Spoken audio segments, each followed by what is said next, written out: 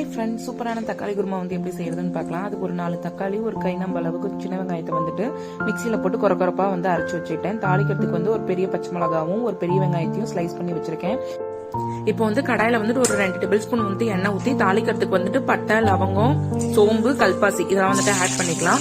அரிஞ்சு வச்சிருந்த பெரிய வெங்காயத்தையும் பச்சை மிளகாயத்தையும் ஆட் பண்ணிட்டு தேவையான அளவுக்கு உப்பு போட்டு நல்லா வதக்கி எடுத்து வச்சுட்டு ஒரு டேபிள் ஸ்பூன் மிளகாத்தூள், 1 டேபிள் ஸ்பூன் இஞ்சி பூண்டு பேஸ்ட் போட்டு நல்லா வதக்கி எடுத்துக்கலாம். நம்ம அரைச்சு வச்சிருந்த பேஸ்ட் ஆட் பண்ணி பச்சை வாசம் போக நல்லா வதக்கி எடுத்துட்டு இதுக்கு தேவையான அளவுக்கு தண்ணி ஊத்தி வேக வச்சுக்கலாம்.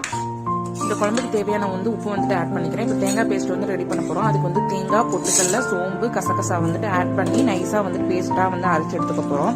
இப்போ ஃபைனலா பேஸ்ட்டை ஆட் பண்ணதுக்கு அப்புறமேட்டு இது நல்லா திக்காகும். ஃபைனலா கொத்தமல்லி கீரை போட்டு இறக்கிட்டோம் அப்படின்னா சூப்பரான தக்காளி குருமா ரெடி. இது இட்லி, தோசை இதுக்கெல்லாம் சூப்பரா இருக்கும். ட்ரை பண்ணி பாருங்க.